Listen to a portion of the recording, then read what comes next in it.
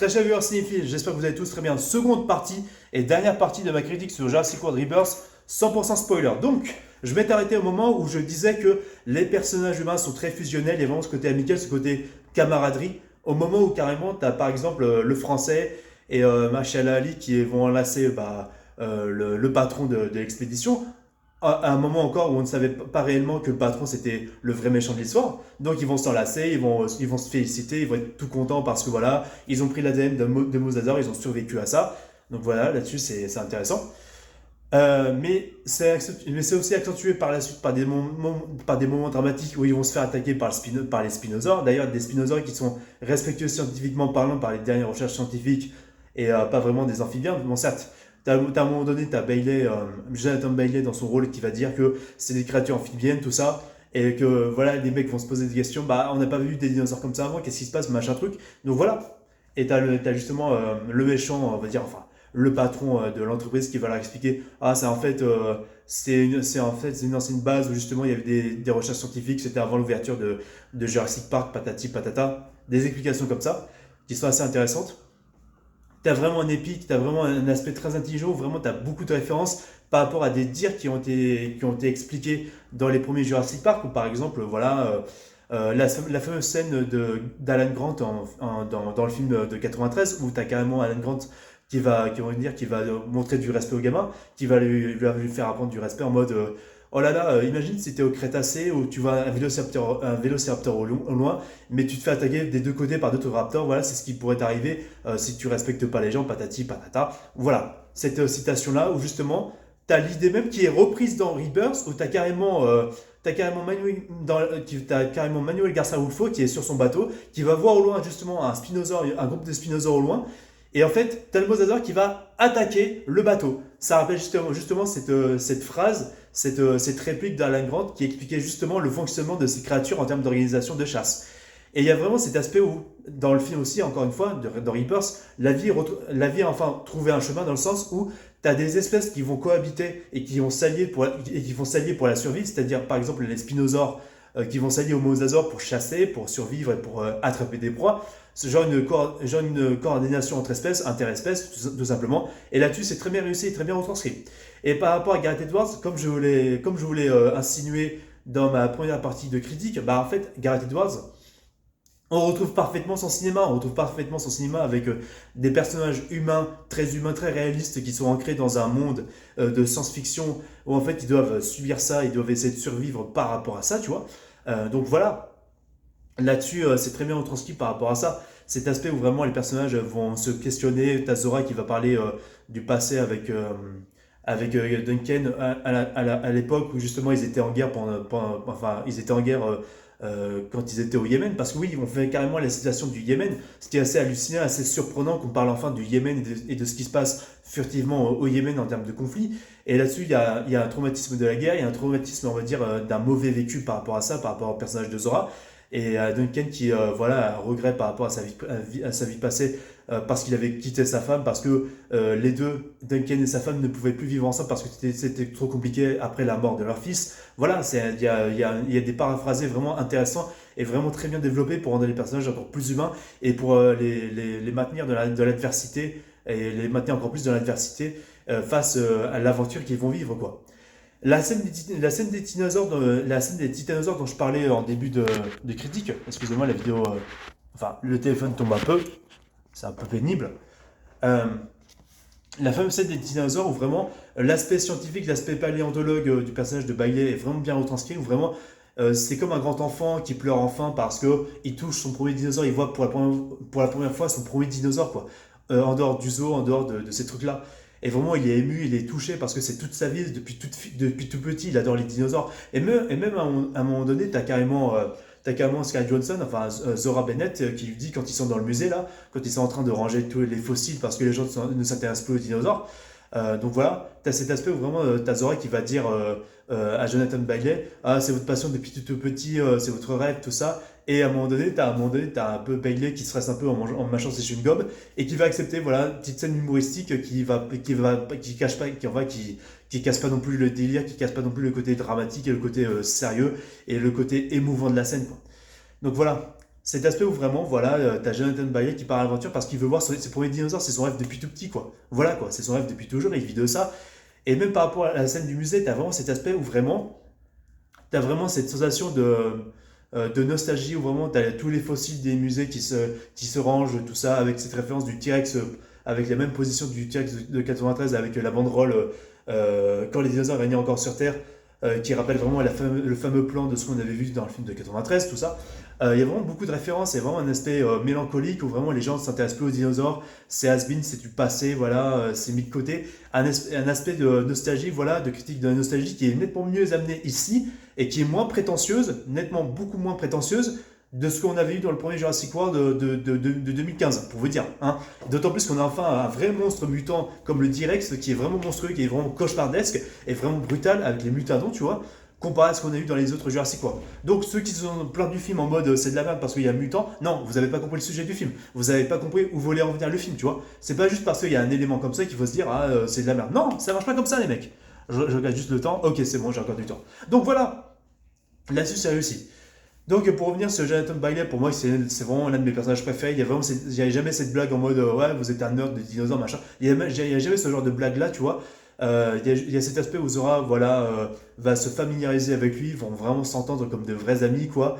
Et comment dire, vont discuter on va dire de leur passé et de comment ils font pour leur vie, comment ils font pour s'en sortir, même si c'est compliqué. Et vraiment cet aspect là qui est très bien retranscrit est vraiment réussi. Même le petit ami de la copine, excusez-moi, même le petit ami de la fille de Manuel Garza Rufo, il a un développement, il a une évolution, voilà. T'as Manuel Garza Rufo qui va lui dire t'as aucun droit de te juger toi-même. Même si les autres vont te juger toi-même, t'as aucun droit de te juger toi-même euh, parce que, euh, parce que c'est ce qui va te rendre plus fort d'assumer qui tu es. En gros, un message comme ça, assez sous-jacent qui est extrêmement intéressant et très bien amené par rapport au personnage de Rulfo et de sa relation avec son beau-fils, tout simplement. Et vraiment, même la petite famille, elle a son utilité parce que voilà, c'est une petite aventure de deux destins qui se croisent, c'est-à-dire l'avenir, on va dire, de l'être humain par la médecine et la fin des dinosaures, et d'un côté, la famille, on va dire, de gens normaux, de gens, on va dire, de la vie quotidienne qui veulent passer à autre chose, qui veulent tourner la page, et dans le sens où la vie continue, voilà, tant qu'il y aura de la vie, l'existence existera tout simplement, si je peux le dire comme ça. Bref, voilà, c'est très intéressant par rapport à ça. Certes, il y a très peu de dinosaures. T'as pas de Parasaurolophus dans le film, t'as juste un cadavre de Parasaurolophus. Certes, à un moment donné, t'as l'apparition du Dilophosaure, ça fait très plaisir. Les Vélociraptors, on les voit très furtivement avec une focale, avec la focale de la caméra où on les voit en flou, pardon. Et t'as justement un Vélociraptor qui se fait défoncer par un Mutadon qui le capture pour le bouffer, quoi. Donc voilà. T'as même l'apparition de quelques amphibiens, mais des amphibiens préhistoriques qui ont vécu avant les dinosaures, pour préciser avant, qui ont vécu bien avant les dinosaures. T'as même à un moment donné une tête de Dynacleostéus, un gros poisson préhistorique voilà, qui vivait bien avant les dinosaures aussi. Le Dynacleostéus, qui voilà, on voit sa tête avec ses grandes dents, l'espèce de grosse tête de poisson qui se fait enlever du filet, voilà, du filet de pêche. T'as même à un moment donné Jonathan Bailey qui va croiser un bébé pteranodon dans une cage. Le pteranodon, c'est un autre reptile volant, mais avec une crête cette fois-ci. C'était du coup un bébé, comme on pouvait le voir. Donc voilà, des éléments très intéressants par rapport à ça. Et on peut comprendre aussi que effectivement, par rapport à la génétique, par rapport à la résurrection de certaines espèces, bah il y avait aussi d'autres espèces, hors les dinosaures, autres que les reptiles volants et autres que les reptiles marins, qui sont revenus à la vie. Là où en fait dans Dominion, sans te l'expliquer, ils t'ont balancé d'un coup, hop, des dimétrodons qui sont des reptiles mammaliens avec des grandes voiles qui n'avaient absolument rien à voir avec les dinosaures et on t'expliquait pas d'où sortaient ces trucs-là. Alors que c'était pas des dinosaures. Même s'ils ont vécu au Permian avant les dinosaures, bah oui, voilà, déjà ça, et c'était même pas des dinosaures. La scène des Titanosaures, je pense que c'est ma scène préférée parce qu'on sent encore plus le gigantisme. On sent vraiment les plans magnifiques de romance entre ces animaux-là, entre la petite femelle et le grand mâle qui se frottent entre eux, voilà, qui s'enlace, pardon, pour l'exprimer autrement, pardon. La fameuse scène, le plan panoramique avec tous les troupeaux de titanosaures dans la vallée, tout ça, avec la musique du film original. Enfin, c'est magnifique à voir, c'est ultra impressionnant. Et là-dessus, ils ont gardé des scènes vraiment intéressantes par rapport aux bandes annonces. Ils ont gardé ça dans le film et ça, c'est vachement intéressant. Même si j'ai appris qu'ils ont fait quelques coupures au film, ils n'ont pas mis tous les dinosaures qui devaient être dans le film, comme le Diablocératops, comme le Carnotaurus. Mais voilà. malgré tout ça, ça fait un film vachement intéressant qui va pas te mettre tout d'un coup plein de dinosaures aveuglément et n'importe comment. Ils te mettent peu à peu des dinosaures qui servent au récit, qui servent justement à l'avancée du scénario, quoi. Par exemple, la scène des Compsognathus, s'ils débarquent un petit peu pour essayer de manger Jonathan Balliet, bah en fait, quand ils vont voir justement d'autres d'autres humains débarquer, en fait, ils vont pas le bouffer et ils vont s'enfuir. T'as par exemple l'Agnorniatus qui va se cacher dans les herbes, et en fait, t'as Maréchal Ali qui va soulever les feuillages et qui va voir un escalier qui va descendre jusqu'en bas la falaise après la scène du Quetzalcoatlus, enfin des trucs comme ça, quoi, qui sont bien amenés intelligemment. Le fait que t'as la queue qui se soulève du titanosaure qui sort des feuillages, qui sort des collines, et là où le titanosaure était bien caché par les feuillages et les collines en question. Donc voilà quoi. Et donc je suis désolé, je suis désolé, mais cet aspect où on va dire qu'il y a une incohérence par rapport au grand feuillage, où justement il ne fallait pas aller dans les grandes herbes comme comme dans le monde perdu où il y a des vélociraptors. Là où ça marche dans Rebirth, c'est que même s'il y a des grandes herbes, le truc c'est que, excuse-moi, à un moment donné, tu as des titanosaures qui vivent dans cet environnement-là. Donc à un moment donné, comment un putain de vélociraptor qui est petit comme ça et que tu as un titanosaure qui est grand comme ça, comment un vélociraptor peut essayer de bouffer un truc comme ça? Forcément, des petits prédateurs comme les raptors, ils ont peur, ils veulent se casser directement. Ils veulent pas se faire chier avec un grand herbivore comme ça. Donc il faut réfléchir à un moment donné. Donc ils ont gardé des scènes comme ça, visuellement les dinosaures sont magnifiques. Il y a vraiment il y a vraiment cette idée de fusée de Chekhov avec un élément mis au début du film qui est réutilisé à la fin. Le fait que tu as une grande gueule fossilisée de requin préhistorique et qu'en gros, t'as le méchant qui est juste devant ce truc-là, et ça, en fait, ça insinue justement son tragique destin, où justement t'as le méchant qui se fait bouffer par le Direx. Donc là-dessus, c'est bien utilisé par rapport à ça, par rapport à ces éléments-là. Il y a vraiment cet aspect bien retranscrit en termes de scénario, et c'est sûr que David Koepp là-dessus est très très très balèze par rapport à ça. Donc bravo David Koepp pour avoir permis de ressusciter la saga Jurassique comme il se le doit. Donc tout simplement, je vais essayer de finir à 25 minutes. Donc voilà les gars.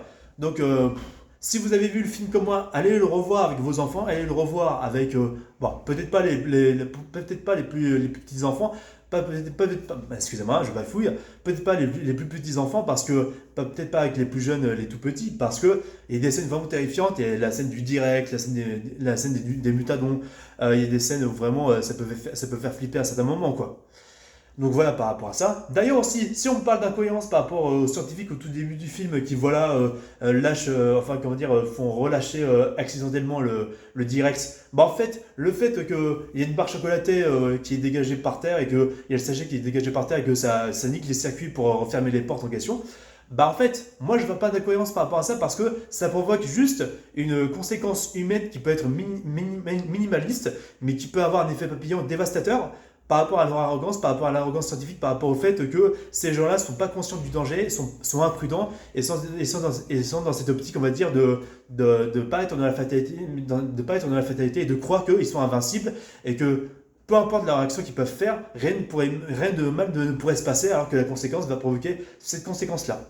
En fait, c'est juste cette idée d'arrogance par rapport à l'homme, par rapport à la nature, par rapport à la science, et par rapport au fait qu'il se croit supérieur.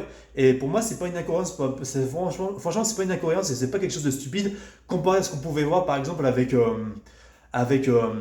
la scène que je vous avais décrite sur Fallen Kingdom, avec le mec dans la cage avec le dinosaure mutant. Donc, il y a de la tension par rapport à ça.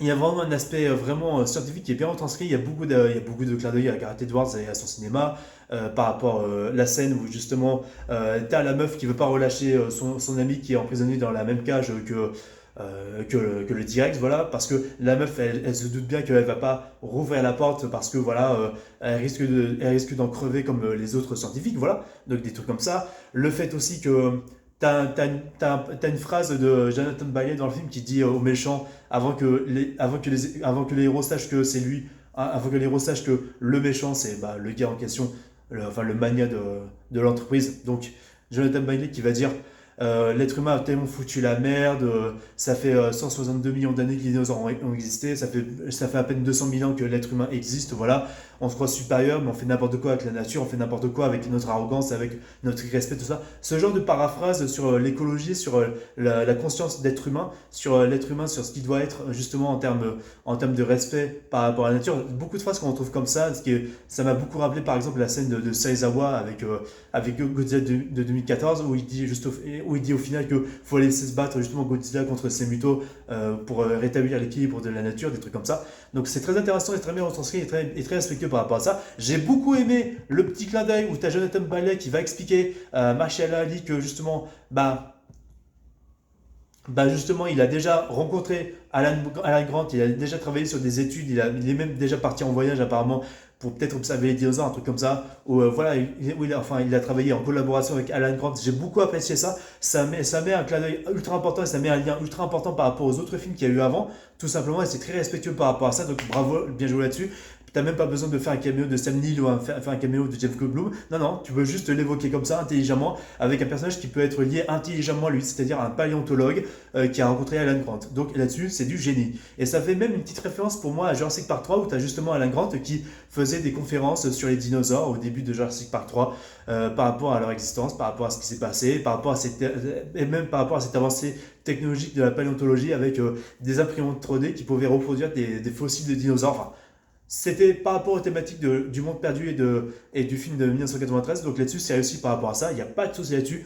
Donc je dis bravo. Donc franchement, je dis bravo. Je pense qu'honnêtement, je vais commencer à pardonner le fait que dans Jurassic, il peut y avoir d'autres créatures qui peuvent être ressuscitées, d'autres créatures préhistoriques comme des mégalodons, comme des mammouths, comme des oiseaux terreurs, comme des tigres à dents de sabre. Parce qu'on parle d'un monde où la génétique existe constamment pour recréer des espèces disparues. Donc pourquoi pas essayer ça avec les mammifères maintenant? Même si bien sûr, voilà, je préférais un truc en mode, on reste comme sur des dinosaures et on reste sur cette idée où c'est le déclin de leur espèce, c'est le déclin de leur espèce chacune et que ça y est, c'est la fin des dinosaures, encore une fois, et qu'ils vont encore disparaître. Cette idée où il y a une évolution, voilà, Zora Bennett, elle en avait rien à foutre, voilà, elle avait juste rien à perdre parce qu'elle voulait juste avoir de la thune pour avoir les embryons, enfin pas les embryons, mais les ADN de ces monstres-là. Et au final, elle va se lier d'amitié avec Jonathan Bailey, elle va se remettre en question, voilà. Et il y a cette idée où, voilà, elle va dire au final, ah bah, on va offrir tout l'ADN à tout le monde, on va offrir tous les vaccins à tout le monde et ce serait gratuit pour tout le monde, ce sera facile et accessible pour tout le monde, etc. Donc là-dessus, c'est très intéressant. La musique qui est super bien utilisée, les thèmes qui sont bien utilisés par rapport au film original, donc bravo là-dessus. Alexandre Desplat a fait un travail de malade mental. Gareth Edwards a respecté son style, a respecté ses valeurs, a respecté son style à lui. Pour moi, Gareth Edwards, c'est le seul mec pour l'instant qui n'a pas de faux pas dans sa filmographie. Faut que je vois Monsters, certes, il faut que je regarde son premier film Monsters, qui apparemment est une véritable pépite et un véritable film culte. Il faut que je me le trouve absolument, mais voilà. Donc les gars, franchement, arrêtez de vous focaliser sur les mêmes critiques habituelles, sur les mêmes préjugés habituels. Essayez d'ouvrir les yeux, essayez de ne pas être limité par rapport à ce qu'il y avait de mauvais dans les films d'avant. Dites-vous juste que tout simplement, quoi qu'il arrive, c'est un film qui respecte la saga, qui respecte ses créatures, qui respecte ses personnages, ses acteurs. Puis de toute façon, la performance des acteurs, elles sont juste incroyables, elles sont juste crédibles et authentiques en termes d'écriture humaine dans ce film-là. Cet aspect où vraiment, voilà, t'as le petit ami de la fille de Manuel Garcia Rulfo qui va paraître un peu stupide sur les bords, mais il y a cet aspect où vraiment ils vont s'entendre, ils vont tous s'entendre comme une vraie famille. Voilà, il y a cet aspect très fraternel et très familial par rapport à ça, face à l'adversité. Le T-Rex est extrêmement bien montré, donc les dinosaures en tout cas sont extrêmement bien montrés dans le film, même si voilà, il y en a qui sont montrés par parcimonie, mais voilà, c'est très bien amené jusque-là, donc bravo là-dessus, il y a pas photo, c'est du génie. Donc bravo Monsieur Spielberg, merci infiniment d'avoir fait ce film-là. J'ai pu être très dur par rapport à certains propos que je vous ai dit sur Dominion, je m'en excuse sincèrement, j'en suis sincèrement désolé. Ça montre que là, vous n'avez pas mâché vos mots, vous avez décidé de faire Rebirth pour ressusciter la saga Jurassic, pour faire respecter votre héritage et pour faire respecter le blockbuster. Et d'autant plus que là, le film est en train de faire plus de 500 millions de dollars au box-office.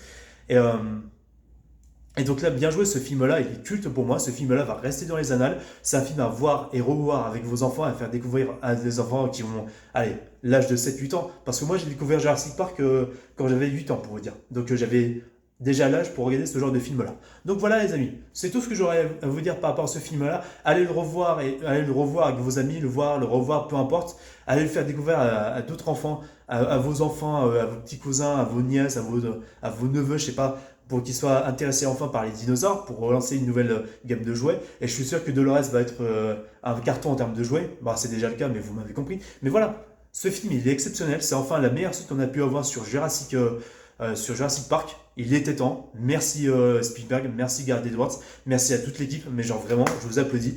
Vous avez ravivé la flamme pour les dinosaures. Les dinosaures sont réellement ressuscités. Par rapport à ma réaction trailer, c'est bien ce que j'avais dit. Les dinosaures sont réellement de retour. Donc bravo là-dessus, les gars. Ça me fait très plaisir. Je vais finir la vidéo dans 25 minutes, à 25 minutes précisément. Voilà ce que je pouvais dire par rapport à tout ça. Je pense que j'ai fait tout le topo. Déjà que c'est un film que je suis allé voir 2 fois au cinéma, c'est pas pour rien finalement.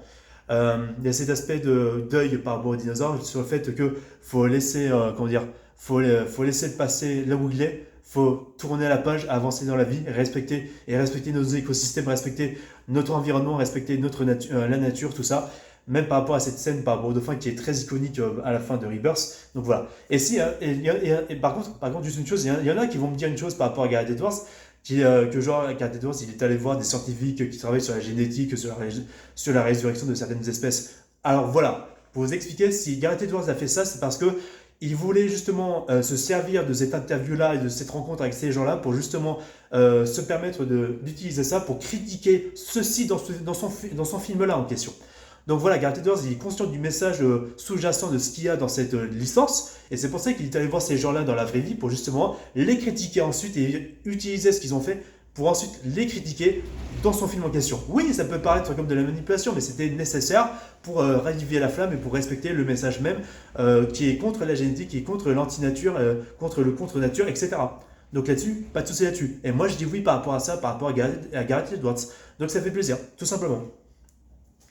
Donc, tout simplement, les amis, voilà ce que je pouvais dire par rapport à Jurassic World. Allez le voir avec franchement, allez le voir, même allez le revoir avec le plus de gens possible. Il faut que ce film cartonne et ça va aux antipodes de tout ce que, ça va aux antipodes de tout ce que Superman n'avait pas fait en fait. En fait, clairement, Jurassic World a retranscrit, a réintroduit intelligemment pour le plus grand nombre la saga Jurassic avec Rebirth, tout simplement. Et en fait, ils vont pas partir dans les incohérences et dans la stupidité constante. Là où dans Superman, justement, là où dans Superman de James Gunn, bah t'as cette idée où malheureusement, il y a cet aspect, comment dire, d'incohérence, il y a cet aspect de trop de choses à introduire. D'autant plus que je vais vous dire une chose par rapport à Superman de Gunn. Plus j'avance dans ma vie, plus j'oublie le film. Plus j'oublie de dire des choses sur le film parce que le film m'a tellement peu marqué, j'en avais tellement plus rien à foutre que clairement j'ai oublié peu à peu le film au fur et à mesure que ma vie avançait. Donc voilà. Puis de toute façon, pour avoir la réponse nette sur ce que je pense entièrement du film Superman, vous avez ma critique en lien en description sur ma chaîne YouTube. Donc voilà. Je pense que c'est tout ce que j'aurais eu à dire par rapport à Jurassic World. En tant que fan des dinosaures, c'est la flamme qui a été ravivée, enfin. Donc je suis très content par rapport à ça. Merci à tous de m'avoir regardé. C'était Arfi. Passez de très bonnes vacances au moment où je tourne cette vidéo. Donc pour tous à nouveau, c'était Arfi. À la prochaine. Salut à tous.